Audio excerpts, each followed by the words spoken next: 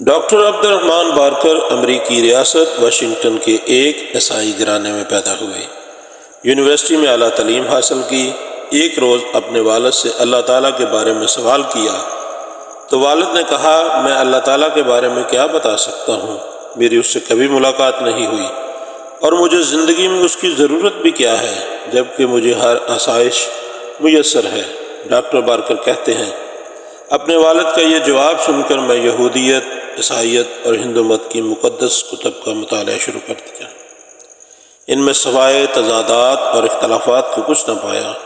اسلام کے بارے میں یہ تاثر تھا کہ یہ وحشیوں، پاگلوں اور جنونیوں کا مذہب ہے، لہذا قرآن مجید کا مطالعہ کرنے کا سوال ہی پیدا نہیں ہوتا تھا۔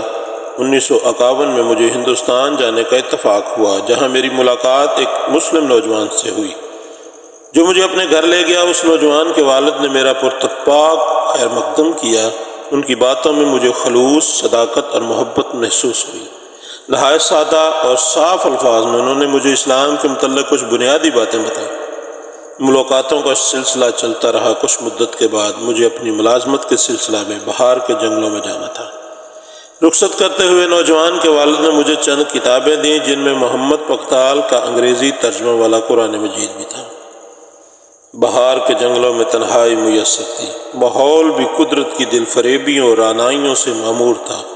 خیال آیا قرآن مجید کا مطالعہ ہی کیا جائے۔ قرآن مجید کھولا تو سورہ کوثر سامنے تھی۔ پڑھنا شروع کیا، اِنَّا أَعْطَيْنَاكَ الْكَوْثَرَ فَصَلِّ لِرَبِّكَ وَانْحَرْ إِنَّ شَانِئَكَ هُوَ الْأَبْتَرُ۔ چھوٹے چھوٹے بول میرے دل میں تیر و نشتر کی طرح پیوست ہوتے چلے گئے۔ الفاظ کے ترنم نے میرے کانوں میں رس گھولنا شروع کر دیا۔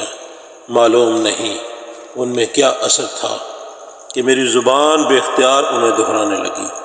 میں پڑھتا چلا گیا اور یہ محسوس کیا کہ آب حیات کے قطرے مرجھائے ہوئے پھولوں کو تازگی اور شگفتگی بخش رہے ہیں۔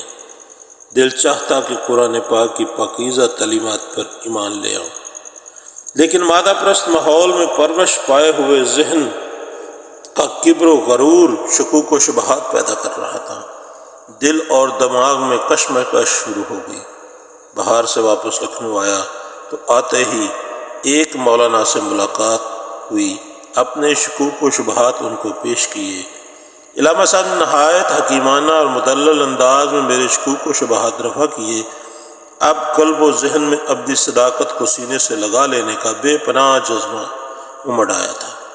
آنکھیں بے یقینی کے اندھیرے سے نکل کر ایمان کی روشنی کا مشاہدہ کرنے کے لیے بیتاب ہو گئیں اور زبان پر بے ساختہ کلمہ شہادت جاری ہو گیا، اشہد ان لا الہ الا اللہ و اشہد ان محمدًا عبدہ و رسولہ۔